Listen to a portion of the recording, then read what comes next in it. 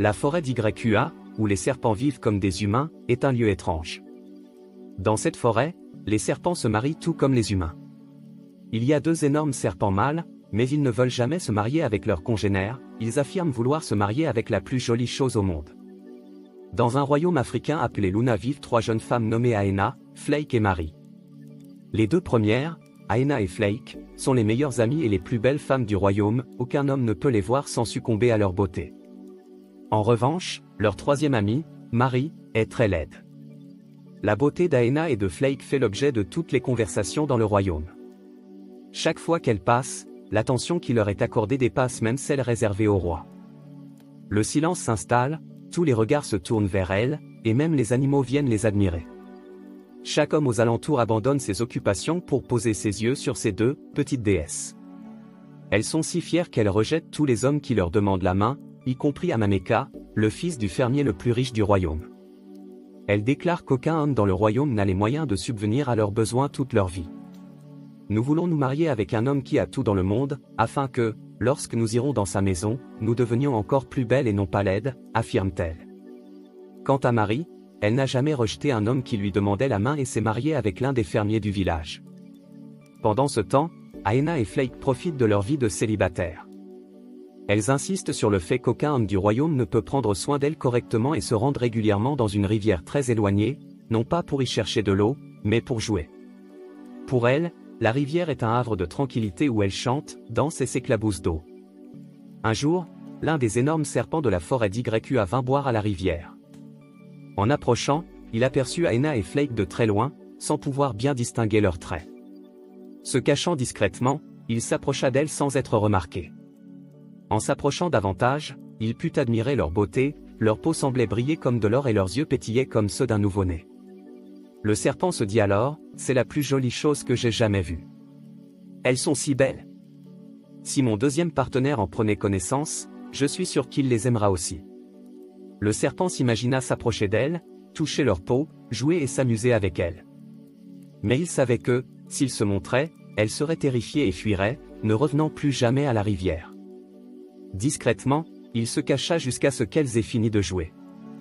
C'est alors qu'il entendit Aena dire à Flake, « D'accord, ami, nous avons terminé pour aujourd'hui, rentrons à la maison. Nous reviendrons demain. » Aena et Flake quittèrent la rivière pour regagner leur domicile. Le serpent retourna alors dans la forêt pour raconter à son partenaire, le 2e énorme serpent, ce que ses yeux venaient de voir à la rivière. Le 2e serpent était impatient d'entendre le récit de son ami. « J'ai entendu leur conversation, elles ont dit qu'elles reviendraient demain à la rivière. » Le lendemain, Aena et Flake étaient à nouveau à la rivière, jouant comme d'habitude, lorsque les 2 énormes serpents y apparurent. Le 2e serpent fut tellement impressionné par leur beauté qu'ils tombèrent tous 2 amoureux d'Aena et de Flake, bien qu'ils ne sachent presque rien d'elles, même pas leur nom. Ils décidèrent donc de venir régulièrement à la rivière pour écouter leurs conversations et ainsi apprendre ce qu'elles aimaient ou non. Un jour, cachés près de la rivière, ils entendirent parler du genre d'homme que les jeunes femmes souhaitaient épouser. Aena déclara, « Je suis la plus belle femme du monde et je veux épouser l'homme le plus beau, puissant et gentil du monde. » Flake ajouta, « Je veux épouser l'homme le plus fort et le plus riche du monde. » Les 2 serpents furent attristés d'entendre cela, car ils n'avaient pas le pouvoir de se transformer en humains. Seul le roi des serpents de la forêt pouvait leur accorder ce pouvoir. Ainsi, après qu'Aena et Flake eurent regagné leur maison, les serpents se rendirent dans la forêt pour rencontrer leur roi. Ils lui dirent, « Nous avons attendu ce jour depuis si longtemps. Nous avons trouvé l'amour de notre vie, la belle humaine qui fait battre notre cœur.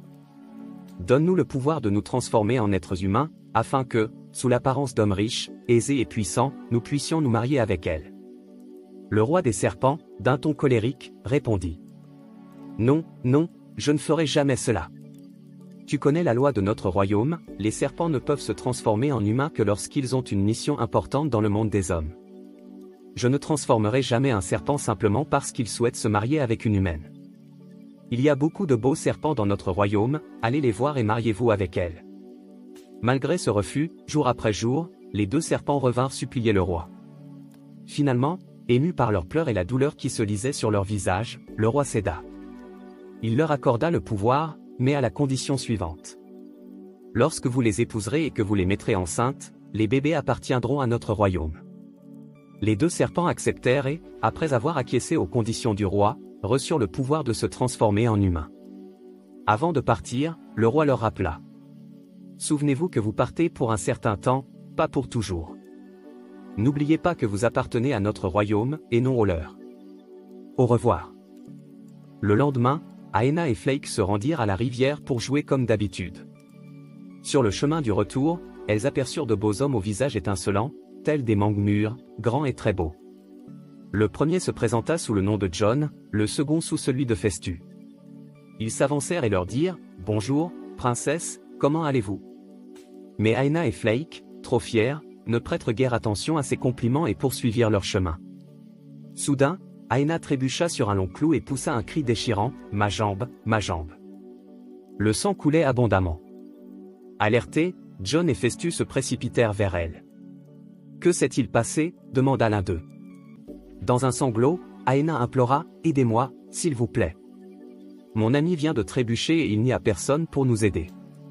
Aidons-nous et portons-la jusqu'au village. » John répondit « Nous ne pouvons pas simplement aider, mais nous pouvons guérir. » En posant sa main sur la blessure, celle-ci se referma instantanément, le sang s'arrêta, et la peau reprit sa place comme par magie.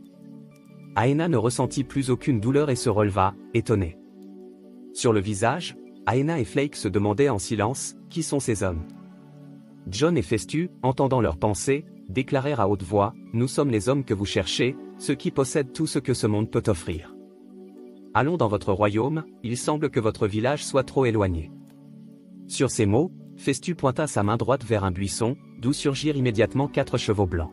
« Montez dessus, et en route pour votre royaume, dit-il. » Aena et Flake montèrent sur les chevaux, l'esprit partagé entre la peur et l'émerveillement, se demandant si ces hommes n'étaient pas de simples apparitions. Arrivés au village, il faisait déjà nuit. Les deux amis durent se séparer pour regagner leur maison, John accompagna Flake et Festu suivit Aena. Cette nuit-là, ne trouvant pas le sommeil, Festu s'approcha d'Aena et lui demanda d'une voix douce « Jeune princesse, il est tard, pourquoi ne dors-tu pas » Aena répondit, encore tremblante, « Je suis effrayée, je ne te connais pas. Je suis aussi un être humain que toi. Ce que tu as vu plus tôt n'était qu'un don de Dieu, un simple aperçu de ma grandeur. Je peux faire et défaire, transformer un animal en homme et vice-versa. N'aie pas peur, car je suis un homme comme toi. » Apaisée par ces paroles, Aena se sentit en confiance et demanda « Quel est ton nom ?» « Mon nom est Festu, » répondit-il avec assurance. Un sourire naquit entre eux, et Festu demanda « Veux-tu m'épouser » Aena sourit tendrement et déclara « Oui, je t'aime déjà, et je suis tienne. » Le lendemain matin, Festu et John firent appel aux habitants du royaume pour qu'ils amènent leurs malades, qu'ils soient jeunes ou vieux, aveugles ou des femmes n'ayant pas pu avoir d'enfants depuis des années. En soignant chacun d'eux, John et Festu gagnèrent encore davantage le cœur d'Aena et de Flake. Les deux jeunes femmes se marièrent respectivement avec John et Festu. Leur union se déroula dans l'harmonie, et jour après jour, les deux hommes guérissaient tous les habitants du royaume, à l'exception d'une personne, la femme du roi, qui, depuis son mariage au palais, n'avait jamais pu tomber enceinte. Tous les guérisseurs du village avaient essayé, en vain, de la soigner, ce qui inquiétait profondément le roi, de peur qu'en cas de décès, personne ne puisse lui succéder. Après plusieurs mois, Aena et Flake tombèrent enceintes, mais Festu et John, conscients que leur temps parmi les humains touchait à sa fin, se sentaient malheureux car l'heure de retourner d'où ils venaient était arrivée. Une nuit, Aena s'endormit et se réveilla pour découvrir un énorme serpent à ses côtés. Terrifiée, elle poussa un cri, elle voulait fuir, mais les portes étaient fermées. Le serpent déclara d'une voix basse, « Ne sois pas effrayé, je suis ton mari, je ne te ferai aucun mal. Écoute-moi bien, je n'ai jamais voulu te quitter. J'aurais aimé rester pour toujours, mais notre roi m'a accordé un temps limité dans le monde des humains, et ce temps est désormais écoulé. Le bébé que tu portes n'est pas ordinaire, il appartient à notre royaume. Ce n'est pas ton enfant, mais celui du royaume. Le jour de ton accouchement, je viendrai l'emmener. N'oublie jamais que tu restes ma femme et qu'aucun autre homme ne doit s'approcher de toi. » Le gigantesque serpent se glissa par la fenêtre et disparut dans la forêt. Désespérée, Aena ouvrit la porte de force et courut jusqu'à la maison de Flake. Là, elle découvrit avec horreur que Flake gisait morte sur le sol.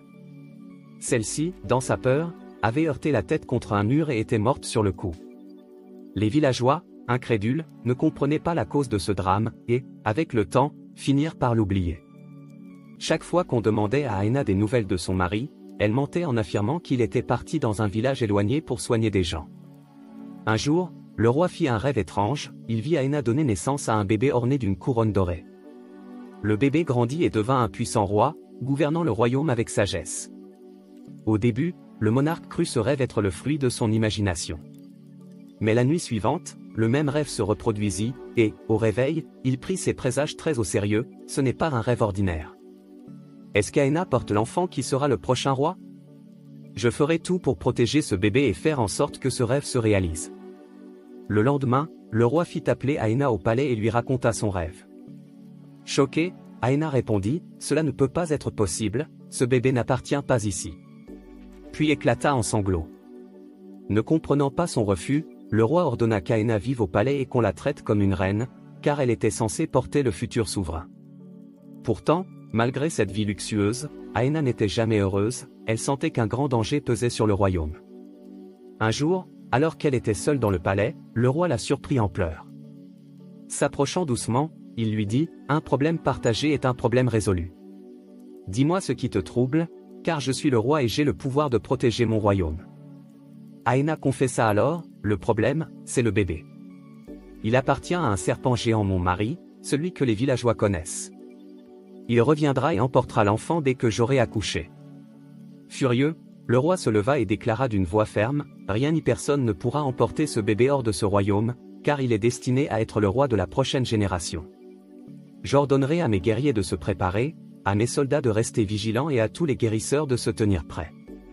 Le bébé ne partira nulle part. » Aina, rassurée par ces paroles, crut en la protection du roi. Le jour tant redouté arriva enfin. Le royaume de Luna tout entier était en émoi, car le roi savait qu'il ne s'agissait pas d'une simple bataille, mais d'une véritable guerre. Il ordonna à ses guerriers d'aiguiser leurs épées et à ses soldats de charger leurs fusils de toutes leurs munitions, tandis que les guérisseurs se préparaient avec leurs incantations spirituelles.